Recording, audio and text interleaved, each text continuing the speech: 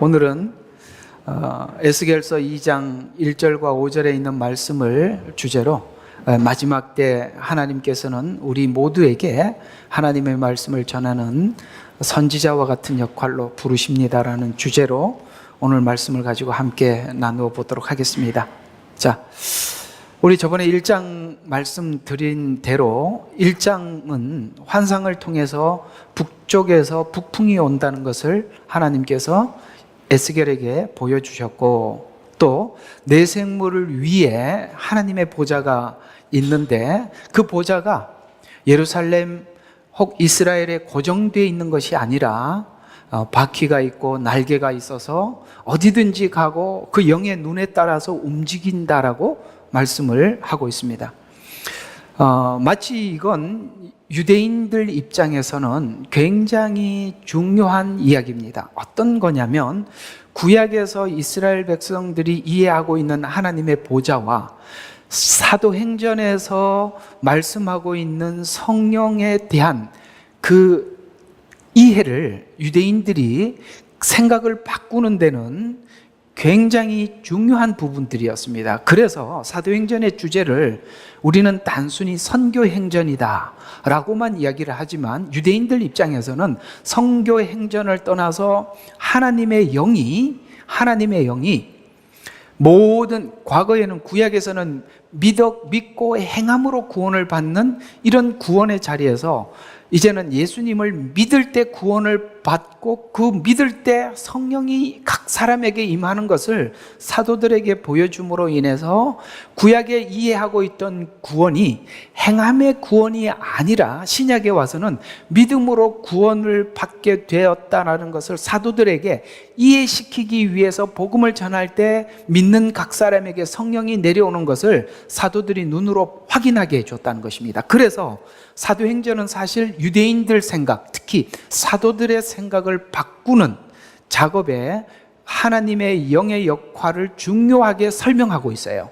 그래서 사도행전은 성령 사역이 어떻게 달라졌는가를 설명하는데 신학적인 내용을 집중하고 있어요. 에스겔서는 어떤 부분을 지금 이스라엘 백성들에게 생각을 바꾸고 있느냐면 하나님의 보좌가 예루살렘에 머물러 있다, 거기만 하나님의 임재가 있다라고 생각하고 있는 그들의 생각을 바꾸죠.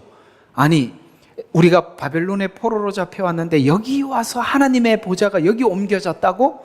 라는 것을 그들에게 이해시키는 것입니다. 그래서 유대인들의 생각 속에는 어떤 고정된 생각, 예루살렘에만 하나님의 보좌가 있고 그들의 하나님으로만 이해를 하고 있었던 이 생각에서 하나님께서는 바꾸셔서 이 하나님은 이스라엘의 하나님뿐만 아니라 온 세상의 하나님이라는 것을 말씀해 주시면서 드디어 이스라엘 백성들이 바벨론의 포로로 잡혀왔을 때 이스라엘 백성들만 온 것이 아니라 하나님의 보좌도 여기 바벨론에 옮겨졌다라는 것을 설명하는데 초점을 맞춰서 설명했던 것이 저번 주에 말씀드렸던 1장 이야기였습니다.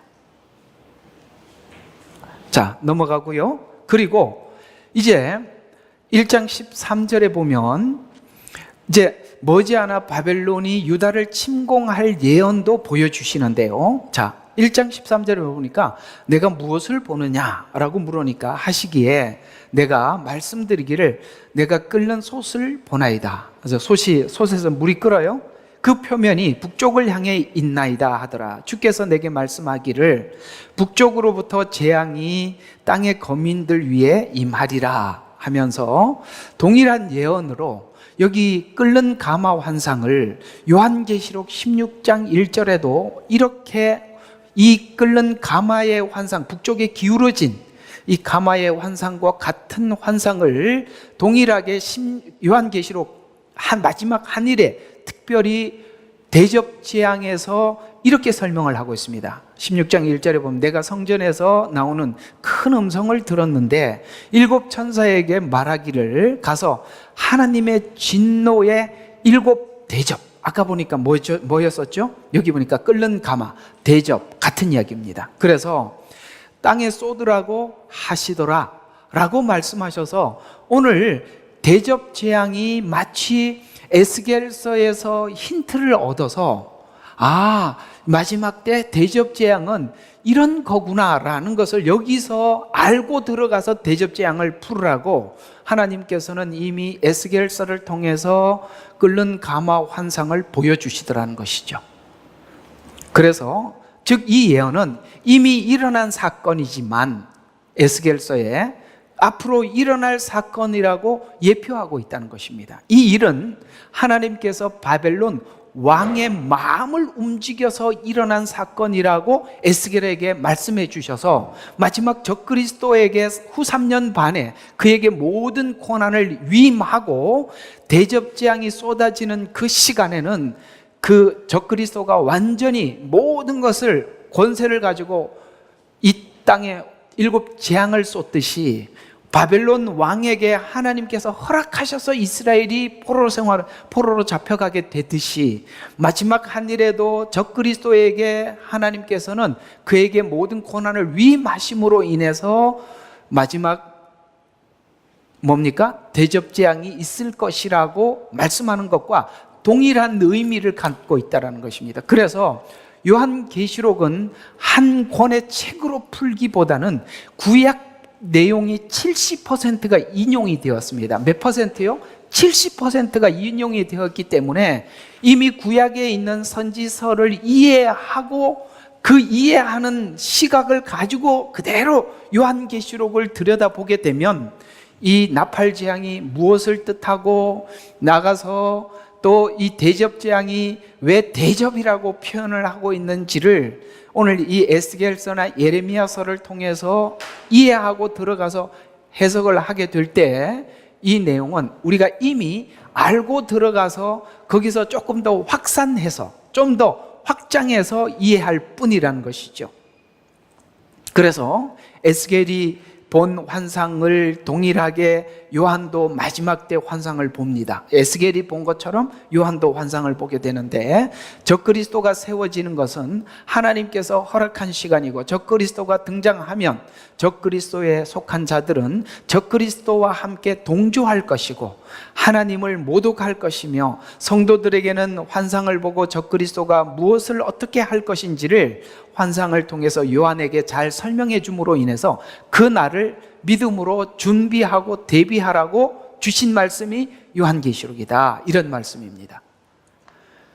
에스겔서는 마치 마지막 때 있을 일들을 환상을 통해서 전해야 할 내용이 무엇인지를 보고 전해야 할 대상, 오늘 여기 보니까 전해야 될 대상이 누구인지 하나님께서는 에스겔에게 알려주고 있습니다. 이 말은 마치 그 에스겔은 하나님께 특명을 받고 그 다음에 도장을 받아서 나가는 선지자의 비장한 각오에 대해서 오늘 2장을 읽다 보면 우리가 보는 듯한 느낌을 받게 됩니다. 하나님께서 에스겔에게 주지시키는 것은 지금 이 상황이 어떤 상황인지, 그래서 마태복음 24장에 보면은 하나님께서 보낸 착한 종들은 때를 따라 양식을 먹여주듯이, 여러분 아시다시피 바벨론의 포로 생활을 하기 직전에 포로 전 선지자들이 외쳤던 복음들을 들어보면 거짓 선지자들이 외쳤던 복음과 어떤 부분이 다르냐면, 거짓 선지자들은 괜찮다, 지금은 안전하다, 평안하다 이렇게 외쳐대지만 참 선지자들은 지금 하나님께서 보여주시는 말씀이 있고 환상이 있고 분명한 사실이 있다가 보니까 그들이 나가서 이스라엘 백성들에게 복음을 외칠 때 하나님께서 보여주시는 그 환상 그대로 복음을 전함으로 인해서 진짜 이 복음을 받아들인 사람들은 준비가 되어 있죠. 누구처럼? 사드락과 메스거와 아벳느고처럼 준비가 되어 있을 것이며, 다니엘처럼 준비가 되어 있을 것이며, 하박국 선지자처럼 준비가 되어 있을 것입니다. 따라서 우리가 이 마지막 때를 어떻게 하나님 앞에 살아가느냐는 우리가 하나님의 말씀을 어떤 시각으로 보고 하나님의 말씀이 실제 말씀하시고 환상으로 보여준 이 사실이 그대로 이루어진다는 것을 믿는 자들은 지금 평안하고 안전할 때 이 마지막 때를 준비하고 있을 것이며, 그렇지 않는 사람들은 그렇지 않을 것입니다.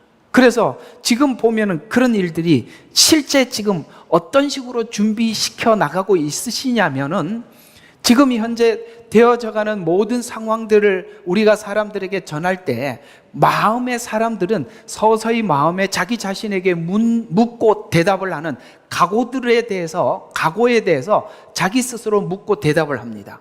자, 앞으로 조금만 있으면 제2 팬데믹이 올 것이다. 조금만 더 있으면 이제 우리가 성경에서 말씀하고 있는 이 666이라는 디지털 화폐가 시작될 것이다.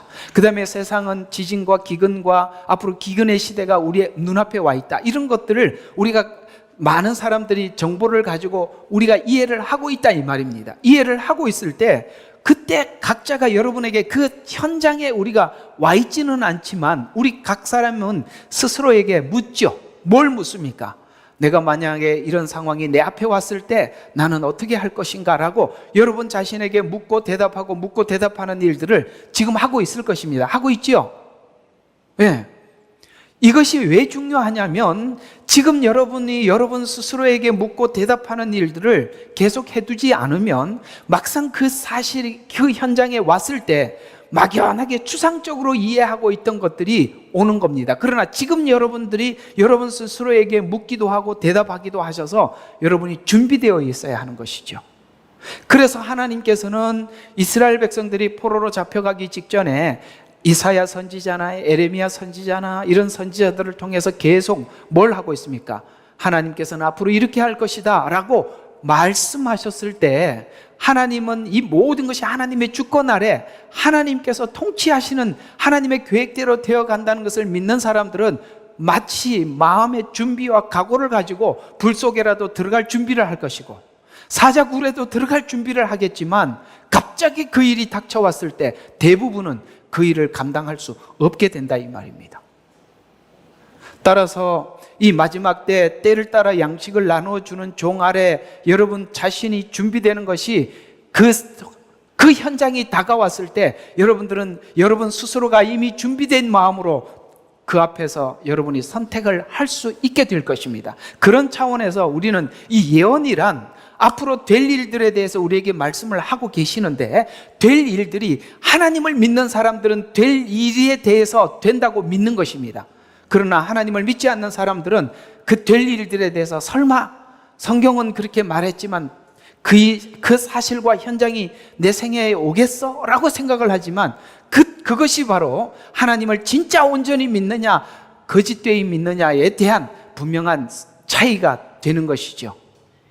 그래서 오늘 여기 보면 지금 어떤 상황인지 알겠느냐라고 물으시면서 또 뿐만 아니라 네가 가서 전해야 될 대상의 사람들이 어떤 사람인지 알겠느냐, 이 두 가지에 대한 질문을 에스겔에게 하나님은 하고 있는 것입니다. 우리는 복음을 전하러 나가고 또 대상들을 만나서 사역을 하면 사실 되게 힘든 게 오늘 2장에 있는 이 질문이 사실 저 같은 일의 사역자들에게는 참 힘든 겁니다. 왜냐하면 이런 느낌을 받을 때가 있어요. 오늘 여기 에스겔이 끝까지 임무를 잘 완수는 합니다. 잘 완수는 하는데요, 이 사역을 하다 보면 아무리 외쳐도 요동치 않는 성도들, 아무리 복음을 외쳐도 움직이지 않는 성도들, 너는 떠들어라 나는 듣겠다, 이걸 수년을 계속 지속해 가게 되면 여러분 이 전하는 자가 녹초가 되지 않겠어요? 쓰러지지 않겠습니까? 그래서 오늘 여기 본문에 이런 이야기가 하나가 좀 이상한 이야기가 하나 나오는데요, 어떤 이야기가 나오느냐면 여기서 보면 자 너도 8절을 보세요. 그러나 인자야 너는 내가 내게 말한 바를 들으라. 너는 그 반역의 집처럼 내게 반역하지 마라. 무슨 뜻입니까? 에스겔아 너도 그들처럼 반역하지 마라. 이 말은 어떤 뜻일까요? 에스겔도 이 대상들이 너무나도 뻔뻔하고, 오늘 여기 그 대상들이 어떻다 그럽니까? 완악하고 뻔뻔스럽다고 합니다. 그래서 완악하고 뻔뻔스러운 사람들에게 계속 하다 보면은 아무리 하나님의 말씀을 전해도 계속 완악하고 계속 뻔뻔하니까 자기가 지쳐서 그들에게 타협하는 메시지를 꺼내놓을 수밖에 없다는 거예요. 이해가 가십니까? 그래, 뻔뻔한 대로 그냥 그들을 이해해주자, 받아주자, 이렇게 갈 수 있기 때문에 너도 반역하지 마라 라고 말씀을 하고 있는 것입니다. 그러려면 이 전하는 자가 얼마나 하나님의 말씀에 대해서 확신을 가져야 되겠습니까? 얼마나 분명해야 되겠습니까? 이 분명하지 않으면 우리 마음속에 갈등이 생기게 되겠죠. 어떤 갈등이요? 그래, 적당히 하자. 저들이 저렇게까지 받아들이지 않는데 내가 굳이 계속 이렇게 외칠 필요가 있겠는가? 라는 생각이 들어서 그걸 타협하기는 순간 에스겔도 반역하게 되기 때문에 너도 반역하지 말라고 그렇게 부탁하고 있는 것입니다. 이것이 바로 여러분과 저를 지키는 것인데요, 이 지키는 것이 쉽지 않는 이야기이기 때문에 오늘 하나님께서는 이 에스겔에게 주지시키고, 이제 3장에 가보면은 네가 이 일을 다 끝까지 완수하기 위해서는 꼭 한 가지를 뭘 해야 되느냐면, 내가 너에게 준 말씀을 먹고 소화하고 완전히 네 것으로 만들지 않으면 중간에 넘어질 수밖에 없지 않느냐라고 3장에 가서 한 번 더 에스겔에게 말씀하고 있다는 것이죠. 그러니 너는 대상이 어떤지 따지지 말고 내가 너에게 준 말만 전하라고 말씀하고 있습니다. 이스라엘이 바벨론에 멸망할 때와 같이 마지막 때 영적인 분위기도 이 이스라엘 백성들이 포로로 잡혀가기 직전 상황과 비슷한 분위기를 가지게 될 것입니다. 요한계시록의 구조도 앞부분에 예수님에 대한 환상을 1장 2장에 보여주시면서 심판주로 오실 것을 예언하면서 각 교회에 이 심판주가 임박했으니 7교회에게 하나님께서 진단하시면서 칭찬해야 될 것을 칭찬하시면서 나아가서 회개해야 할 것을 번갈아 가면서 격려해주고 회개를 촉구했던 것과 같이, 우리가 이 하나님의 칭찬은 우리가 그것으로 인해서 에너지를 얻고 책망과 회개해야 될 부분들은 분명히 그것을 받아들여서 여러분이 주지시키고 준비해두지 않으면 앞으로 이 7년 마지막 이 한일회에 들어가서 우리가 그것을 견뎌낼 수가 없으니까 하나님께서 미리 우리들에게 말씀하고 있는 것입니다. 따라서 이 진단은 여러분이 여러분 스스로가 영적으로 나 자신을 진단해서는 안 되는 것입니다. 그래서 각 교회가 자기 교회를 진단했을 때 그 진단이 틀렸죠. 자기가 자기를 진단했을 때는 틀렸잖아요. 그러나 하나님께서 진단했던 그 진단이 정확한 것입니다. 그래서 여러분 스스로를 진단하지 마십시오. 하나님이 진단하는 그 진단으로 여러분의 진단을 받고 그것을 준비해라. 왜냐하면 그것이 마지막 이 한일회에 들어가서 장애물이 되기 때문에 하나님께서 미리 그것을 진단하고 회개하라고 말씀하고 있습니다. 뿐만 아니라 사실 이 마지막 때가 되면 될수록 성도들은 굉장한 스트레스에 시달리게 될 것입니다. 그 이야기를 디모데후서 3장 1절과 5절에 이렇게 말씀하고 있습니다. 마지막 때가 될수록 사람들은 자기를 사랑하고, 너무 그게 힘들지요. 사람들이 이기적인 게. 또 하나는 뭡니까? 돈을 사랑하고, 모든 관계는 돈과 연관이 되어 있더라는 것이죠. 자긍하고 자기 스스로 만족하고 있어요. 교만하고 하나님을 모독하고 부모에게 불순종하며 감사치 아니하고 거룩하지 않고 거룩에 대해서 관심이 없어요. 무정하고 화해하지 않고 사납고 선한 것을 좋아하지 않고 배반하고 분별이 없으며 자만하고 쾌락 사랑하는 것을 하나님 사랑하는 것보다, 이건 무슨 이야기입니까? 교회 다니는 사람들조차도 쾌락 사랑하는 것을 하나님 사랑하는 것보다 더 사랑해서 우리가 교회에 예배를 드리고 하나님을 섬기고 이러는 모든 것들을 보면은 자기 즐거움을 위한 시간을 더 우선적으로 사용하고 하나님께 드리는 시간들은 뒤로 빼버린다, 이 말입니까? 그래서 쾌락 사랑하는 것을 하나님 사랑하는 것보다 더한 사람들에게 보낼 것이다 라고 디모데에게 말씀하고 있는 것처럼, 오늘 여기 보면 이들은 뻔뻔하고 그 다음에 뭐라고 이야기합니까? 완악한 사람들에게 내가 너를 보내겠다라고 말씀하고 있습니다. 여러분 주변에 만나는 모든 사람들, 전도해야 될 대상들은 이런 사람들이라고 성경은 말씀하고 있는데, 여러분 그걸 잘 감당할 수 있을지 여러분 자신에게 묻고 대답을 하셔야 되는 것입니다. 아마 여기 지금 학교 다니는 학생들도 스트레스를 너무 많이 받을 거예요. 세상에 나가보면 사람들은 동성애를 인정을 하고, 우리도 얼마 전에 이 호주 시드니에서 마디그라 축제를 했잖아요. 이게 말이 안 되는 축제 아닙니까? 이런 축제를 하고 지금 오늘은 여러분들이 성시화에 나가서 거리 행진을 하면서 다시 이 도시를 정화시키기 위해서 우리가 기도하러 나갈 것입니다. 이런 것을 우리가 바라보면서 도대체 이 가치관이 서로 약간의 차이가 있는 것이 아니라 너무나도 극과 극으로 차이가 나니까, 그래서 마지막 때 너희가 많은 어려움이 올 것이다 라고, 아주 마지막에 되면 될수록 아주 힘들 때가 올 것이다 라고 성경은 우리에게 주지하고 있다는 것입니다. 이 상황 속에서 여러분과 제 자신을 지켜나갈 수 있을지 우리 스스로에게 묻고 대답을 하고, 그리고 우리는 그 상황에서 나를 지키기 위한 준비를 하셔야 되는 것입니다. 뿐만 아니라 항상 배우는 사람들마저도, 교회에 와서 항상 배우는 사람들마저도 어떤 현상이 일어날 것인지를 5절에 보면은 경건의 모양은 있지만 경건의 능력을 부인한단 말이에요. 요즘은 사람들이 정보를 가지고 성경 공부에 대한 지식은 높은데 실제 삶에 대한 경건의 능력은 하나도 없어요. 알기만 알지 삶으로 그것을 실천하기 위해서 자기 자신과 싸우고 그 다음에 승리하고 그것을 이기고 극복하고 이런 일들은 하지 않는다 이 말입니다. 그저 지식으로만 성경을, 그래서 배우는 사람들마저도 경건의 모양은 있지만 경건의 능력을 부인하는 이 배움이 경건으로 이어지지 않는 사람들에게 보낼 것이다 라고 말씀하고 있습니다. 그래서 이런 자들 앞에 내 발로 일어나라 라고 합니다. 이런 자들 앞에 어떻게 하라고 하고요? 너는 네 스스로 네 발로 일어나라는 거예요. 이 말을 꼭 기억해 주시기를 바랍니다. 여러분, 그렇다고 해서 거기 동료돼서는 안 되는 거예요. 우리는 그 사람들 가운데서도 일어나서 구별되어야 되는 거예요.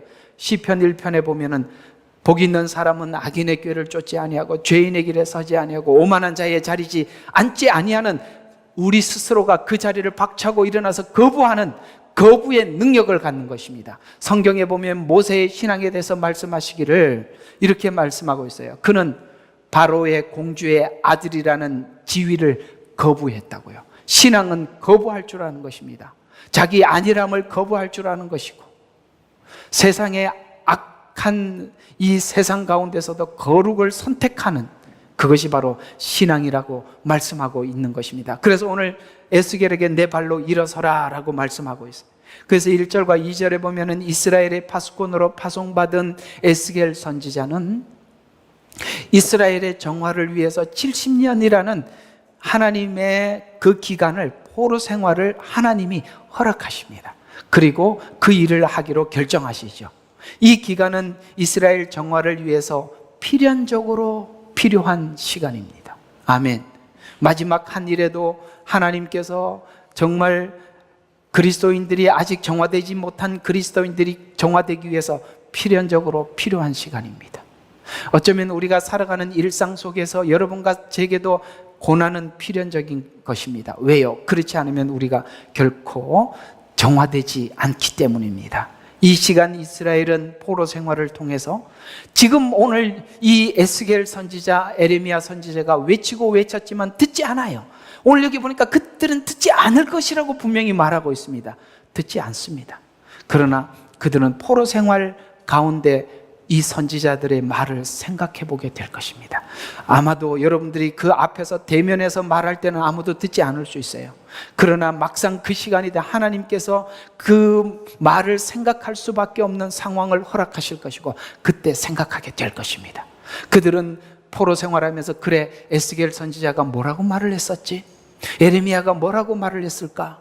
아, 이사야가 그래서 그렇게 외쳤구나. 에레미야가 그렇게 눈물을 흘리면서 외친 말이 무슨 뜻인지 이제 알겠어. 알게 될 것입니다. 그래서 우리는 그들이 지금 당장 열매를 보지 못할지라도 우리는 지금 해야 할 일이 뭐라고요? 그들에게 외치는 일입니다. 하나님은 그 외친 외침에 언젠가는 그들로 하여금 자기 스스로를 돌아볼 수밖에 없는 상황을 만들어 주시기 때문입니다. 그러기 위해서는 누군가가 듣지 않는 사람들 앞에 가서 증거해야 하고, 이스라엘 백성들은 포로 생활을 통해서 하나님의 말씀을 생각하게 될 것입니다. 지금 당장은 듣지 않는다 할지라도 포로 생활 중에 그들은 생각하고 듣게 될 것입니다. 지금 이스라엘 백성들의 정화를 위해서 70년간 포로 생활을 해서 회개와 회복 운동이 일어나듯이 동일하게 마지막 때 이스라엘 백성들의 구원을 위해서 하나님께서 마지막 한 일에 7년이라는 시간을 허락하십니다. 그러니까 에스겔서에 등장하고 있는 이 70년 포로 생활 요 상황을 그대로 옮겨서 요한계시록에 갖다 놓으면 딱 정확하게 맞는 겁니다. 그래서 동일하게 마지막 때 이스라엘 구원을 위해서 7년이라는 시간을 허락하는데 이스라엘뿐만 아니라 드디어 교회 안에서도 정화 작업이 일어나게 될 것입니다. 정말 지금 믿는 것 같으면서도 안 믿는 것 같고 안 믿는 것 같으면서도 믿는 것 같은 이런 자들을 하나님이 이 7년 환란을 통해서 완전히 정화시킬 것입니다. 그래서 다니엘서 9장 24절에 보면 70주가 내 백성과 내 거룩한 도성에 정해졌나니, 이 70주가 정해져 있는 그 중 마지막 한 일회에 대해서 다니엘서 12장 1절에 보면 그때 미가엘이 일어서리니, 요 미가엘이 일어서는 요 시점이 바로 전 3년반과 후 3년반 중간기에 일어나는 사건입니다. 잘 기억해 두세요. 미가엘이 일어나리니 내 백성의 자손을 위하여 일어나는 위대한 통치자라.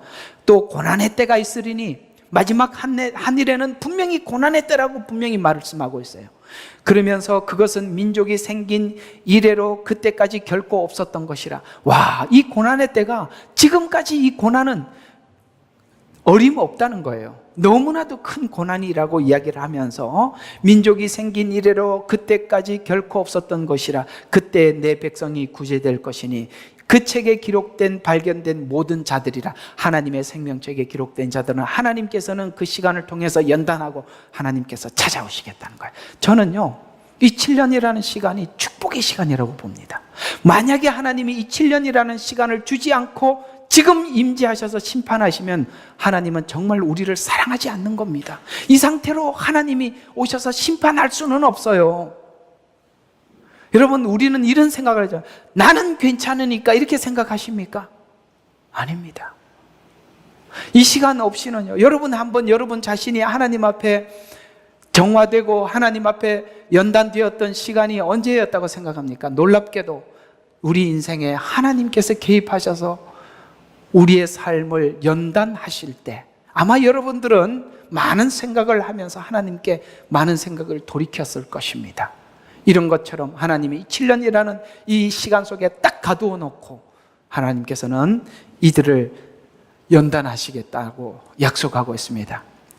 에스겔 시대에 있던 70년과 같이 마지막 7년 한 번 더 회복의 시간이 있을 것이라고 예언하고 있습니다. 이와 같이 포로기와 같이 한 번 더 마지막 때 정결, 회복, 회개의 운동이 일어날 것이라고 다니엘서 12장 7절에 한 때와 두 때와 반 때가 되리니, 요걸 보면은 3년 반이거든요. 그러니까 12장 7절은 전 3년 반을 이야기하는 게 아니라 후 3년 반을 이야기를 하는 거예요. 대부분 선지서들이 말씀하고 있는 환란은 7년 전체를 이야기하기보다는 많은 선지서들은 후 3년 반에 있을 환란을 많이 지칭을 하고 있습니다. 마태복음 24장도 사실 그 부분에 대해서 후 3년 반 이야기가 훨씬 많다는 거 좀 그렇게 암시하고 있게 기억해 주시면 되겠습니다. 그러면서 그가 거룩한 백성의 권세를 흩어버리는 것을 마치게 되면 이 모든 일이 끝나게 되리라 라고, 이 7년이 모든 상황이 종료될 것을 말씀하시면서 이어서 8절과 9절에 보면 내가 들었으나 깨닫지 못하더라. 지금 다니엘이 그 말이 무슨 말인지 하나님께 듣기는 들어도 깨닫지는 못했다. 그때에 내가 말하기를 오 주여, 오 내 주여, 이러한 일들의 마지막에 어떻게 되겠나이까 라고 하였더니 그가 말씀하시기를 다니엘아 내 길을 가라. 무슨 말이에요? 예언자는 예언자로서 역할을 다 감당한 것으로 너의 임무를 마쳤다라는 이야기입니다. 이해가 가십니까? 그것을 이 시간을 우리가 맞이하든 안 맞이하든 상관없어요. 그건 우리는 하나님 앞에 부름을 받은 자로서 증거하라고 말씀하신 그 사명은 저와 여러분에게 동일하게 있으니까, 오늘 다니엘은 그 환상을 통해서 하나님의 환상을 다 보고 기록합니다. 그래서 이게 무슨 뜻입니까? 라고 물으니까 하나님 뭐라고 했어요? 마지막 때에 어떻게 되겠습니까? 라고 물었더니 하나님은 대답이 뭐라고 이야기합니까? 너는 내 길을 가라. 너의 임무는 지금 주신 마지막 사명을 다한 것뿐이다. 에스겔도 동일한 것입니다. 우리 모두가 해야 될 사명이 무엇입니까? 하나님께서 부르신 그 부르심에 우리가 그저 하나님 말씀을 전하는 일에만큼은 우리가 해야 되지 않겠습니까? 이렇게 생각해 보십시오. 우리가 사람의 마음을 바꿔놓을 수는 없어요. 그러나 전하는 일은 할 수 있지 않습니까? 맞지요? 말은 할 수 있지 않습니까? 그러면서 이는 말씀들이 마지막 때까지 닫혀 있고, 그래서 쫙 환상을 보고 뭔가를 말은 했는데 다니엘은 무슨 말인지 몰라요. 그래서 그걸 닫으라고 말씀하셨어요. 그래서 봉해져 있을 것임이라. 그래서 69일에까지 딱 하고 마지막 한 일에는 완전히 7인으로 봉해놔 버렸다는 것이죠. 요한계시록은 그 봉인이 떨어진 이야기입니다. 그리고 지금 우리는 이 봉인들이 하나둘 열리고 있는 것을 눈으로 보고 있는 거예요. 성경의 예언이 이루어지고 있는 것을 보면서도 우리가 아니라고 부정을 하면 그걸 어떻게 하면 좋겠습니까? 저도 잘 모르겠습니다. 그러나 말은 해야죠, 우리는. 그래서 7년 기간에 지금과 같은 일이 동일하게 일어날 것이다 라고 말씀하시면서 10절에 이 7년이라는 기간 동안에 있을 일들에 대해서 환란이라고 표현하지 않고 이렇게 말하고 있습니다. 많은 사람들이 정결케 될 것이며 희게 되고 연단되리라. 그러나 놀랍게도 악인들은 악하게 행하리라. 그래서 이 환란을 통해서 둘이 완전히 갈라지고 회색지대가 사라진답니다. 여러분, 마지막 종말이 되면 될수록 참 그리스도인과 거짓 그리스도인들이, 악인과 선인이 나누어지는 것입니다. 우리는 그 전에 모두 다 섞여 있어서 몰랐어요. 그래서 우리가 이 시간들이 다가왔을 때, 이 시간들이 하나님이 주신 시간이 왔습니다라고 외쳤을 때 많은 사람들이 부인하고 아니라고 외치는 걸 보고 우리는 사실 많이 놀라지요. 그것입니다. 마지막 7년이라는 기간은 바로 우리가 예수 그리스도를 믿는다는 것은 십자가의 예수님을 믿는 것이고, 부활하신 주님을 믿는 것이고, 승천하신 그 주님은 다시 오신다는 사실을 믿는 믿음까지가 진정한 믿음입니다. 그러나 오시기 전에 이 7년이라는 시간을 통해서 하나님께서는 정화시키고 연단시키겠다는 사실을 믿는 믿음을 가진 사람들만이 7년이라는 시간을 관찰하는 것입니다. 관찰할 뿐만 아니라 준비하는 것이며, 준비하는 것뿐만 아니라 이웃에게도 그 시간이 가까이 왔다고 외치지만, 놀랍게도 외칠 때 나타나는 현상은 하나님 앞에 희게 되고 연단된 사람들은 하나님 앞에 돌아올 것이지만 악인들은 아무도 깨닫지 못할 것이래요. 놀랍지요? 아무도. 그래서 이제 제가 언제 이 설교를 준비해놨는지 기억이 잘 안 납니다만 그때 준비해놨구나. 목요일날 설교할 거. 거기 보면 주님이 오시는 그날까지 노아 시대를 설명하면서 이렇게 얘기하고 있어요. 그들이 먹고 마시고 시집가고 장가가고 했다고 이야기하고 있습니다. 무슨 말인가? 노아 시대 때 일상생활을 했다는 얘기는 뭐냐면, 죄가 너무나도 보편화가 되어 있어서 죄라고 얘기를 해도 사람들이 아무 느낌이 없다는 거예요. 그냥 일상 그대로 살아가는 거예요. 지금 우리가 동성애가 죄라고 이야기를 해도 사람들이 아무 감각이 없어지는 거예요. 여러분, 마지막 때가 되면 될수록 어떤 현상이 나타나느냐면, 죄의 경중에 대해서, 죄가 얼마나 깊은지, 죄가 얼마나 중한지 사람들에게 느낌이 사라질 것이라는 거예요. 느낌. 너무나도 무서운 거예요. 그래서 죄가 너무나도 보편화되어서 사람들에게 죄라고 이야기를 해도 아무도 그 죄에 대해서 인식하지 못할 것이다. 그래서 아무도 깨닫지 못할 것이다. 그러나 현명한 자들은 깨달을 것이다 라고 말씀하시면서 바벨론 포로 생활과 같이 마지막 때 짧은 7년을 통해서 정결한 자와 악인을 나눌 것이라고 말씀하고 있습니다. 오늘 에스겔서에서 나타나 있는 이 사건이 미래에도 일어날 사건으로 성경은 예표하고 있다는 것입니다. 그래서 아까도 말씀드렸지만 요한계시록의 7년이라는 이 시간은 이스라엘 백성들이 포로로 잡혀가기 직전, 70년 포로 생활하기 직전 그 상황과 똑같이 옮겨놓은 거예요. 그래서 에스겔이 본 환상과 요한이 본 환상은 동일한 성격, 동일한 의미를 가지고 있다라고 결론을 내릴 수가 있는 것입니다. 이 일을 위해서 하나님 말씀을 선포하는 증언자로 하나님은 에스겔을 세웠지요.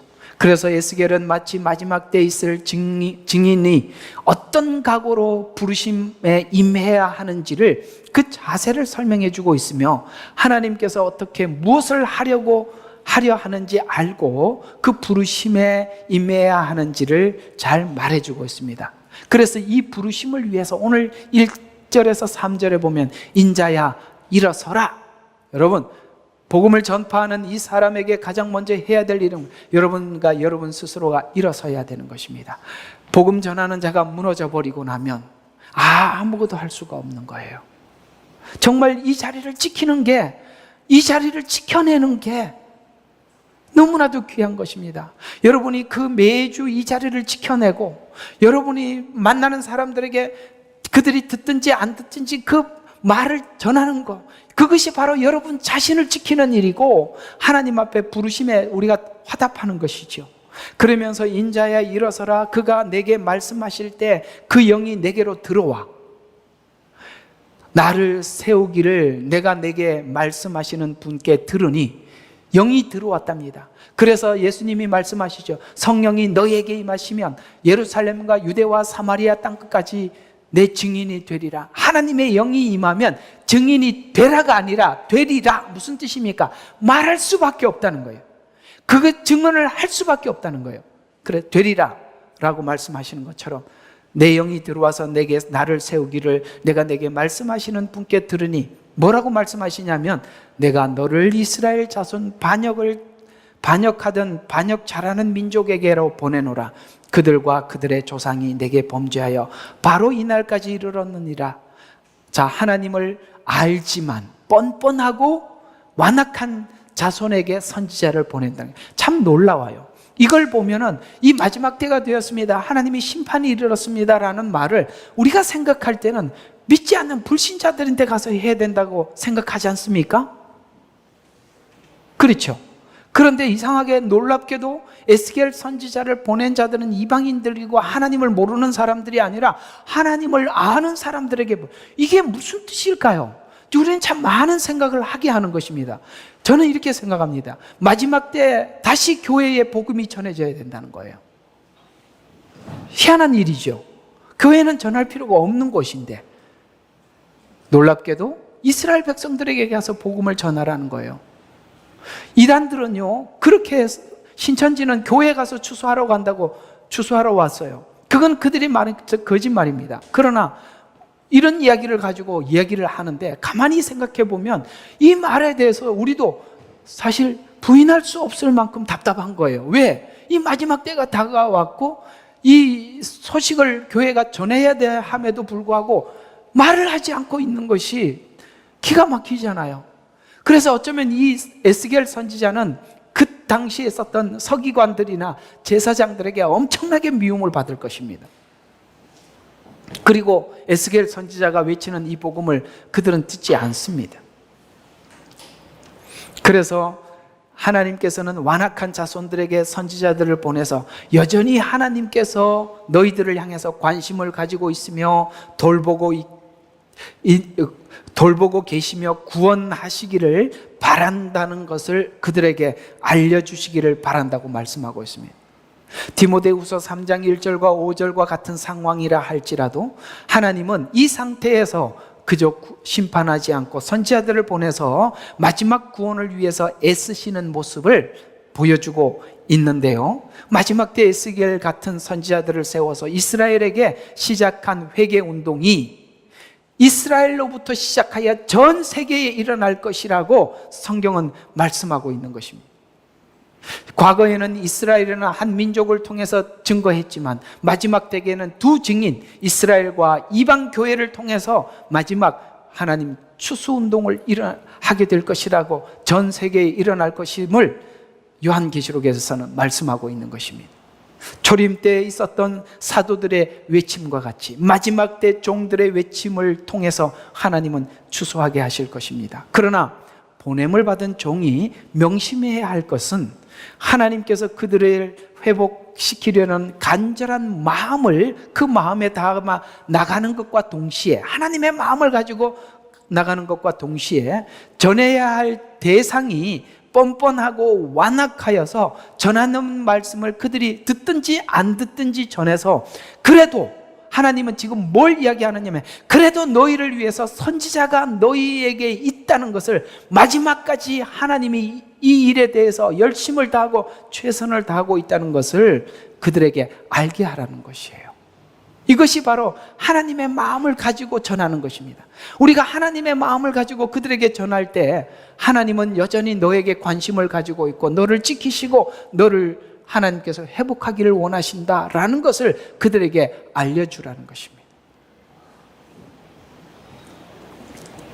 그래서 선지자의 에스겔은 그들이 주는 아픔, 오늘 여기 보면은 이 복음을 전파했을 때 그들의 반응이 찔레와 가시가 너와 함께 있고, 여러분 이 말을 전했더니 그들이 에스겔을 찌르는 거예요. 그래서 찔레와 가시가 너와 함께 있고 내가 전갈 가운데 거한다 할지라도 너는 그들을 두려워 말며 그들의 말도 두려워 말라. 아멘. 그들을 두려워하지 말고 그들의 말을 두려워하지 마라. 얼마나 하나님 앞에 서 있어야만 하겠습니까? 그래야만 사람들의 말을 두려워하잖아요. 우리가 교회 다니면서 힘든 게 뭐예요? 누군가가 내게 했던 말 때문에 괴로워할 겁니다. 나를 대했던 그 태도 때문에 힘들어할 것입니다. 오늘 이스라엘 백성들은 에스겔을 반가워하지 않습니다. 그럼에도 불구하고 그들을 두려워하지 말라고 말씀하고 있습니다. 진정으로 두려워해야 될 것은, 에스겔이 두려워할 것은 하나님이셨어요. 그래서 여러분 철저하게 하나님 앞에 서 있지 않으면, 우리가 사람들의 말과 사람들의 태도에 우리 마음이 좌우지되는 것을 극복하지 못하면 여러분 힘들 수밖에 없어요. 그걸 넘으셔야 하는 것입니다. 여러분에게 무엇을 하고 어떤 말을 하든지 그것을 삼킬 줄 아는 능력을 지금 준비하셔야 되는 것입니다. 그걸 해놓지 않으면 너무나도 힘들어요. 그래서 가시와 찔레가 너와 함께 있다, 그 다음에 전갈이 너와 함께 있다 할지라도 그들을 두려워하지 마라. 그들의 말도 두려워하지 마라. 그들의 용모에 놀라지 말라라고 오늘 하나님은 에스겔에게 부탁하고 있는 것이죠. 말씀을 듣는 대상의 상태에 따라서 마음이 흔들리지 말고 전하라고 하신 말씀과 그 말씀에만 집중하라고 하신, 그러기 위해서는 에스겔은 자기 자신을 위해서 자기가 준비해야 하는데 하나님의 미래에 대한 환상을 분명히 봐야 하는 거예요. 아멘이십니까? 하나님께서 7년이라는 기간을 통해서 하나님이 뭘 하려고 하시는지에 대해서 내가 분명히 알고 결말을 알아야 되는 거예요. 7년이 지나면 무슨 일이 일어납니까? 우리는 천년왕국에 들어갈 것입니다. 천년왕국이 끝나면 무슨 일이 일어날 겁니까? 새하늘과 새 땅에 주님과 영원히 살 것입니다. 이 확신, 이 분명한 믿음, 이것만이 이들의 반란으로부터, 그들의 찌름으로부터, 그들의 말로부터 나 자신을 지킬 수 있는 것입니다. 하나님이 예언하신 말씀대로 이루어질 줄로 믿나요? 믿습니까? 이것으로 준비하지 않으면 안 되는 거예요. 그래서 우리가 지금 일어나는 어떤 현상들에 대해서 알려고 애쓰지 마세요. 이 일이 일어나면 일어날수록 여러분은 예언을 통해서 말씀하신 하나님의 최후의 결론, 마지막이 하나님께서 어떤 계획을 가지고 있는지 거기에 대해서 말씀을 통해서 분명한 확신을 가지게 될 때 지금 일어나는 일들 앞에서는 우리에게는 아무런 두려움이 되지 않습니다. 어차피 우리가 죽어야 천국 간다면 우리가 죽음 이후에 찾아올 것은 하나님 나라예요. 천년 왕국이에요. 그게 지나면 새하늘과 새 땅으로 들어가서 주님과 함께 영원히 살 것입니다. 그러기 위해서는 뭘 준비해야 된다고요? 하나님의 주신 말씀을 먹고 소화시켜야 하는 것입니다. 그래서 에스겔은 하나님 미래에 대한 환상을 분명히 보아야 하고 또 환상대로 이루어질 것에 대해서 확신을 가져야 되는 것입니다. 따라서 마지막 때 전하는 대상에 의해 메신저의 마음이 흔들리고 시험을 받을 수밖에 없어요. 왜냐하면 아무도 긍정해 주지 않고 받아주지 않을 것이니까. 그러나 하나님에 대한 완전한 신뢰, 그 다음에 미래의 약속에 대한 확신이 없이는 우리는 이 일을 수행할 수가 없어요. 그래서 우리가 지금 더더욱 집중해야 되는 것은 복음에 대한 진리에 우리가 더더욱 하나님의 말씀을 확증해야 하는 것입니다. 그래서 8절에 보면 그래서 그들처럼 너도 반역하지 말고 내가 주는 것을 먹어야 하고 소화시켜야 한다. 그렇지 않고는 사람들로 인해 마음의 시험을 받게 되고 반역하는 자들의 반역에 너도 가담하게 돼서 너조차 잃어버리게 된다 라고 말씀하고 있는 것입니다. 따라서 이 마지막 때 전하는 메신저는 어디 가도 환영받지 못할 것입니다. 그래서 하나님 앞에 철저하게 서 있지 않으면 우리는 그들로 인해서 상처가 깊어질 것이고 그 상처로 인해서 괴로워하게 될 것입니다. 그러나 이제는 사람들의 표정, 사람들의 말에 여러분들의 마음을 지키는 훈련을 하십시오. 누가 뭐라고 하든지, 여러분에게 어떻게 대하든지 거기에 대해서는 관심을 꼭 거두시고 하나님을 향해 시선을 돌리기를 주의 이름으로 축원합니다. 사역자들의 시험은 동화되는 것입니다. 동화시켜버리는 거예요. 그래서 확 거기에 동화되게 만드는 것이죠. 예수님은 이 땅에 오셔서 우리를 구원하러 오셨습니다. 그러나 사단은 예수님을 시험을 하게 해서 그저 이 세상 사람들이 원하는 것을 내주고 너는 인기를 얻고 동화되라라고 빵을 나누어 줌으로써 배고픈 자들에게 배를 채워주는 복음으로 그들에게 배를 채워주는 복음으로 변질시키기 위해서 빵을 나누어 주라라고 이야기합니다. 또 성전 꼭대기에서 뛰어내려서 너의 남다름을 사람들에게 증명해서 많은 무리들이 따르게 만들지. 그래서 너를 영웅화시키라는 거예요. 영웅화. 또 뭡니까? 세상 영광을 위해서 사단에게 경배를 해서 네가 세상의 모든 것을 소유해라 라고, 이런 유혹들, 이게 바로 사역자들이 받는 유혹들이거든요. 그래서 사람들에게 배고프십니까? 직장이 없으십니까? 여러분들의 현실이 고달픕니까? 이것을 구하십시오. 하나님께서 채워주실 것입니다 라고 이 복음을 천국 복음이 아니라 땅의 복음으로 바꿔놓게 만들든지, 아니면 성전 꼭대기에 뛰어내리듯이 나 이런 사람이라고 사람들에게 자기 자신을 사람들에게 영웅화시켜서 마치 자기는 세상에 둘도 없는 리더와 같이 사람들 앞에 앞장서서 사람들을 나를 따르라 라고 해서 영웅이 되어서 성도들이 자기를 영웅처럼 바라보게 만드는 이런 정말 악한 리더가 되든지, 아니면 세상의 영광을 위해서 사단에게 한 번 경배하고 사단이 주는 모든 것을 공급을 받아서 사람들 앞에 나서게 만들든지, 이런 것들이 사역자가 받는 유혹인 것입니다. 오늘 이 유혹으로부터 에스겔을 지키기 위해서 하나님은 또다시 말씀하시고 명심하라고 부탁하고 계시는 것입니다. 사역자들이 경계하고 준비해야 하는 것은 하나님과의 관계, 또 하나님의 계획을 아는 것, 하나님의 마음을 아는 것, 여기에 집중해 주지 않고 사람들에게 시선이 머물기 시작할 때부터 우리는 마음이 흔들리게 되는 것입니다. 잘 기억해 주시기 바랍니다. 사역자들이 준비해야 될 것이 뭐라고요? 하나님과의 나와의 관계. 두 번째는 뭡니까? 하나님의 미래 계획을 아는 것. 세 번째 뭐라고요? 하나님의 마음을 가지고 있는 것입니다. 여기서 우리가 마음이 빼앗기기 시작하면 사람들의 목소리와 시선에 우리의 모든 것을 잃어버리게 되는 것입니다. 이것을 알지 못하고 준비하지 못하면 자기 자신도 모르게 반역하는 무리들과 함께 반역에 가담하게 된다는 것입니다. 이처럼 에스겔을 구별시켜 준비시키는 것입니다. 하나님께서는 모세가 40세가 되었을 때 사람들을 자기 힘과 혈기로 이스라엘 백성들을 구원하기 위해서 사람들을 때려 죽였어요. 여러분, 열정이 앞서면 사람 죽이는 일밖에 못하는 겁니다. 그래서 하나님은 그 혈기를 죽이기 위해서 40년이라는 기간 동안 아무도 만나지 못하는 광야에서 하나님은 훈련을 시키신 거예요. 왜요?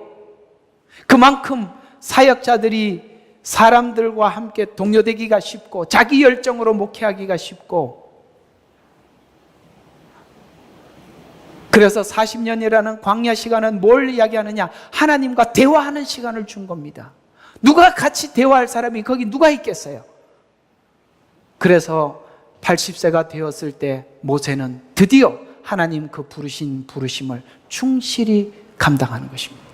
여러분, 우리가 복음을 전하고 하나님의 일을 한다는 것은 거저 쉽게 하는 것이 아닌 거예요.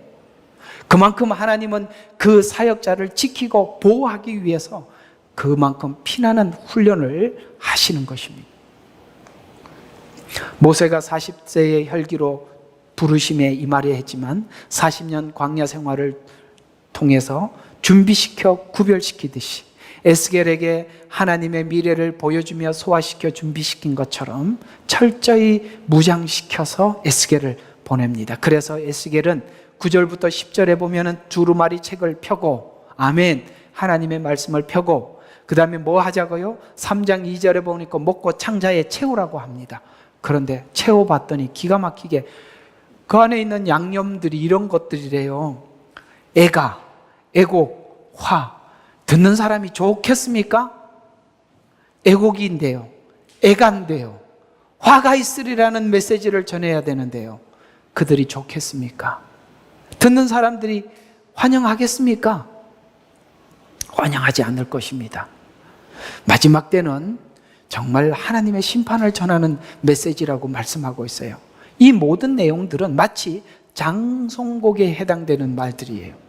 당신의 백성들이 장송곡을 불러야 할 만큼 일반적인 말로는 회개가 불가능할 만큼 타락했다는 거예요. 그래서 그들에게는 이제는 마지막 극단적인 처방을 내릴 수밖에 없어요. 애곡, 화, 애가, 이런 것들은 전부 다 극단적인 처방들이거든요.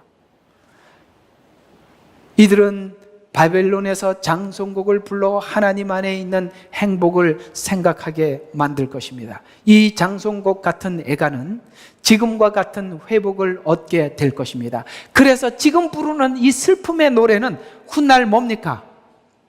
기쁨이 될 것입니다. 그래서 시편 126편에 보면 그들이 포로 생활을 하고 올라왔을 때 드디어 회복된 자기의 마음의 표현을 이렇게 감정을 표현하고 있습니다. 주께서 시온의 포로로 돌아오실 때, 바벨론에서 올라올 때 이야기입니다. 우리가 꿈을 꾸는 자들 같았도다. 여러분, 지난날 포로 생활하기 직전에 이들에게 이런 하나님의 신앙 고백은 상상도 할 수 없었던 거예요. 그래서 꿈을 꾸는 자와 같았도다. 그때 우리 입은 웃음으로 가득 찼고 우리의 혀는 노래로 가득 찼도다. 그때의 이방 가운데 있는 자들이 말하기를 주께서 우리를 위하여 위대한 일을 행하셨도다 하였도다. 아멘. 그렇습니다. 고난이라는 것이 이런 열매를 맺기 위한 아픔의 고통의 과정인 거예요. 하나님이 주신 고난이라면 결과는 기쁨일 것입니다. 웃음일 것입니다. 노래로 가득하게 만들어 주실 것입니다. 이들은 지금 아무리 외쳐도 이런 회복은 불가능해요. 왜 7년이라는 시간이 필요한지 아시겠습니까? 이스라엘에게는 왜 70년이라는 포로 기간이 왜 필요한지 아시겠습니까? 바로 이걸 위해서 하나님이 그렇게 하시는 거예요. 마지막 때 이스라엘의 고난을 통해 회복을 바라보면서 수많은 이방인들이 하나님 되심을 찬양하게 될 것입니다. 이 찬양이 이스라엘을 넘어서 온 세상에 불러질 찬양이 될 그날을 하나님은 기다리고 계세요. 그래서 요한계시록 제일 마지막에 뭐라고 끝이 납니까? 그들은 내 백성이 되고 나는 그들의 하나님이 되리라. 처음부터 말씀하신, 창세기부터 말씀하신 그것이 요한계시록에 그렇게 끝이 나는 겁니다. 여러분, 우리는 이론상 하나님의 백성이라고 알고 있지, 내가 하나님의 이론상 하나님의 신부라고 알고 있지, 여러분이 주님과 함께 살 준비가 됐나요? 그것까지는 아직 부족하지 않습니까? 그걸 준비시키는 것입니다. 결론적으로 말씀을 맺어보면 에스겔서는 정해진 고난을 선포하는 것이지만 이 고난이 회복을 위한 하나님의 간절함이 고난을 통해서 전달되고 있어요. 이 일을 위해서는 말씀을 전파할 선지자가 필요한 것입니다. 마지막 때 우리는 에스겔, 다니엘과 다니엘 세 친구가 같이 우리가 하나님의 마음을 가지고 그들에게 도대체 어떻게 외쳤는지, 어떤 마음을 가졌기에 그들이 불 속에 들어갈 수 있었는지, 어떤 마음을 가졌기에 사자굴에 들어가서도 기도할 수 있었는지, 어떤 마음을 가졌기에 에스겔처럼 뒤에 보면 기가 막히게 예언을 합니다. 그런 행동들을 다 하면서도 부끄럽지 않게 이 일을 완수하게 되었는지, 우리 모두는 하나님의 마음을 함께 갖기 위한 것에 집중하셔야 될 줄로 믿습니다. 기도하겠습니다. 하나님, 오늘은 에스겔서 2장을 통해서 선지자의 부르심에 대해서 생각해 보았습니다. 주님, 우리가 이 마지막 때 하나님의 말씀을, 하나님의 복음을 전해야 할 터인데, 하나님, 그들은 뻔뻔하고 완악한 사람들에게 보내갈 것이라고 말씀하고 있습니다. 그럴 때 에스겔 선지자가 받을 상처가 얼마나 크겠습니까? 이방인으로부터 받는 상처도 큰데 하나님의 백성으로부터 받는 상처도 클 것입니다. 그러기 위해서는 우리가 하나님의 말씀을 충분히 먹고 소화시키고 분명하지 않으면 우리는 그들을 향해서 분노를 쏟아낼 뿐 하나님의 말씀을 침착하게 전하지 못할 것입니다. 그러기 위해서 우리 자신에게 묻고 대답하며 준비하는 시간들이 되도록 축복하여 주옵소서. 예수 그리스도의 이름으로 기도드렸습니다. 아멘. 예레미야의 눈물은 시대에 맞는 말씀 선포와 변질되지 않은 순수 복음을 외치고 있습니다. 함께 연결되어 하나님께 예배드리며 이 마지막 때에 하나님께 쓰임받길 원하시는 분은 카카오 채널로 연락 주시면 연락드리도록 하겠습니다. 고정 댓글에 채널 경고와 착제에 대비한 예비 채널과 제2채널 링크를 올렸습니다. 이 채널 또한 구독 부탁드리겠습니다. 감사합니다. 우리는 역사상 가장 중요한 시점을 지나고 있습니다. 하나님께서는 하나님의 일을 하시기 전에 사람을 준비시키셨음을 우리가 알고 있습니다. 하나님 말씀은 마지막 때에 대추수, 대부흥의 때가 있다고 분명히 예언하고 있습니다. 아멘. 하나님의 말씀이 그대로 성취될 것을 믿습니다. 예레미야 눈물은 잠자는 교회와 영혼을 깨우기 위해 노력하고 있습니다. 이 가슴 뛰는 일에 함께 하길 원하시는 분은 카카오 채널로 연락 주시기 바랍니다. 당신은 위대한 하나님의 사람입니다.